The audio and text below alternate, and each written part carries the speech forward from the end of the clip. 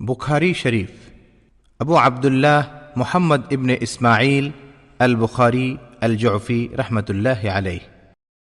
বিসমিল্লাহির রহমানির রহিম। পরম করুণাময় অসীম দয়ালু আল্লাহর নামে শুরু করছি। ভূমিকা: যাবতীয় প্রশংসা বিশ্বজাহানের প্রতিপালক আল্লাহ তাআলার জন্য। সালাত ও সালাম তার প্রিয় হাবিব মুহাম্মদুর রাসূলুল্লাহ সাল্লাল্লাহু আলাইহি ওয়াসাল্লামের উপর।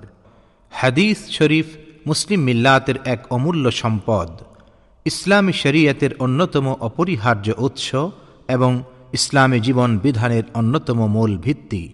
কোরআন মাজিদ যেখানে ইসলামী জীবন ব্যবস্থার মৌলনীতি পেশ করে, হাদিস সেখানে এ মৌলনীতির বিস্তারিত বিশ্লেষণ ও তা বাস্তবায়নের কার্যকর পন্থা বলে দেয়।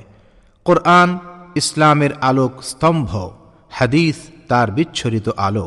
ইসলামী জ্ঞান বিজ্ঞানে কোরআন যেমন হৃৎপিণ্ড, আর হাদিস এ হৃৎপিণ্ডের সাথে সংযুক্ত ধমনী।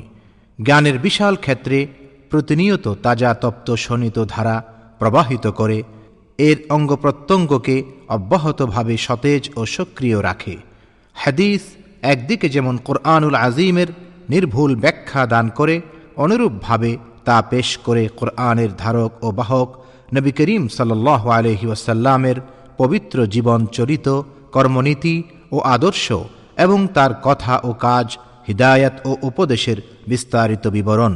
এজন্যই ইসলামী জীবন বিধানে কোরআনে হাকিমের পরপরই হাদিসের স্থান। আল্লাহ তাআলা জিবরাইল আমিনের মাধ্যমে নবী করিম সাল্লাল্লাহু আলাইহি ওয়াসাল্লামের উপর যে ওহী নাজিল করেছেন তা হল হাদিসের মূল উৎস। ওহী এর শাব্দিক অর্থ ইশারা করা, গোপনে অপরের সাথে কথা বলা। ওহী দু প্রকার। প্রথম প্রকার প্রত্যক্ষ ওহী, ওহী মতলু, যার নাম কিতাবুল্লাহ বা আল কোরআন। এর ভাব ভাষা উভয়ই মহান আল্লাহর। রাসূলুল্লাহ সাল্লাল্লাহু আলাইহি ওয়াসাল্লাম তা হুবহু প্রকাশ করেছেন।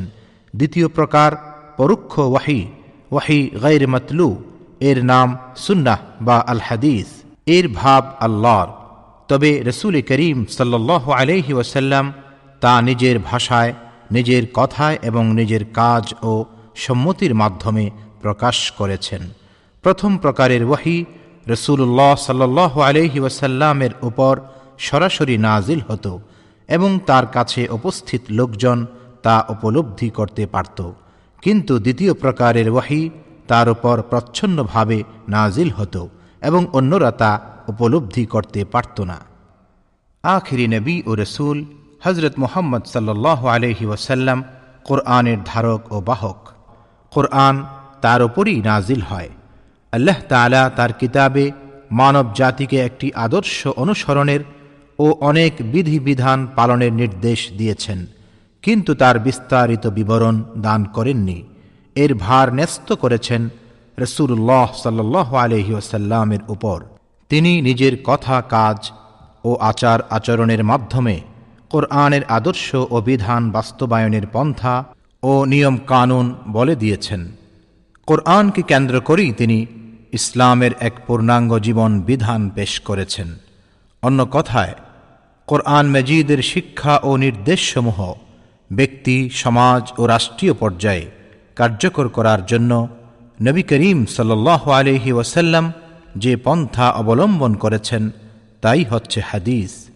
হাদিসও যে ওয়াহির সূত্রে প্রাপ্ত এবং তা শরীয়তের অন্যতম উৎস, কোরআন ও মহানবী সাল্লাল্লাহু আলাইহি ওয়াসাল্লামের বাণীর মধ্যেই তার প্রমাণ বিদ্যমান। মহান আল্লাহ রব্বুল আলামিন তার প্রিয় নবী সাল্লাল্লাহু আলাইহি ওয়াসাল্লাম সম্পর্কে বলেন, তোমাদের সঙ্গী পথ ভ্রষ্ট হননি এবং বিপথগামীও হননি, এবং তিনি প্রবৃত্তির তাড়নায় কথা বলেন না। কোরআন ওয়াহী যা তার প্রতি প্রত্যাদেশ হয়। সূরাতুন নজম আয়াত 2-4। অন্য আয়াতে আল্লাহ রব্বুল আলামিন বলেন, তিনি যদি আমার নামে কিছু রচনা চালাতে চেষ্টা করতেন, আমি অবশ্যই তার ডান হাত ধরে ফেলতাম এবং কেটে দিতাম তার জীবন ধমনী। সূরাতুল হাক্কাহ আয়াত 44-46। রাসূলুল্লাহ সাল্লাল্লাহু আলাইহি ওয়াসাল্লাম বলেন, রূহুল কুদুস অর্থাৎ জিবরাইল আমার মানসপটে একথা ফুঁকে দিলেন, নির্ধারিত পরিমাণ রিজিক পূর্ণমাত্রায় গ্রহণ না করা পর্যন্ত এবং নির্দিষ্ট আয়ুষ্কাল শেষ হওয়ার পূর্বে কোনো প্রাণীর মৃত্যু হয় না। বাইহাকি শরহুস সুন্নাহ। আমার নিকট জিবরাইল এলেন এবং আমার সাহাবীগণকে উচ্চস্বরে তাকবীর ও তাহলিল বলতে আদেশ করার জন্য আমাকে নির্দেশ দিলেন। নাইলুল আওতার ৫ম খণ্ড। জেনে রাখো, আমাকে কোরআন দেওয়া হয়েছে এবং তার সাথে দেওয়া হয়েছে এর অনুরূপ আরও একটি জিনিস।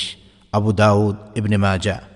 রাসূলুল্লাহ সাল্লাল্লাহু আলাইহি ওয়াসাল্লামের আনুগত্য করার জন্য আল্লাহ রাব্বুল আলামিন আমাদেরকে কোরআনুল কারীমে নির্দেশ দিয়েছেন। বলেছেন, রাসূল তোমাদের যা দেন তা তোমরা গ্রহণ করো এবং যা তোমাদের নিষেধ করেন তা থেকে বিরত থাকো। সূরাতুল হাশর আয়াত ৭। হাদিস অধ্যয়নের উদ্দেশ্য সম্পর্কে আল্লামা বদরুদ্দিন আইনি রাহমাতুল্লাহি আলাইহি লিখেছেন, দুনিয়া ও আখিরাতের পরম কল্যাণ লাভই হচ্ছে হাদিস অধ্যয়নের উদ্দেশ্য ও লক্ষ্য। আল্লামা কিরমানি রাহমাতুল্লাহি আলাইহি লিখেছেন, কোরআনের পর সকল প্রকার জ্ঞানের মধ্যে সর্বশ্রেষ্ঠ, সর্বোত্তম এবং তথ্য ও তত্ত্ব সমৃদ্ধ সম্পদ হচ্ছে ইলমে হাদিস। কারণ এই জ্ঞানের সাহায্যেই আল্লাহর কালামের লক্ষ্য ও তাৎপর্য জানা যায় এবং তার হুকুম আহকামের উদ্দেশ্য অনুধাবন করা যায়।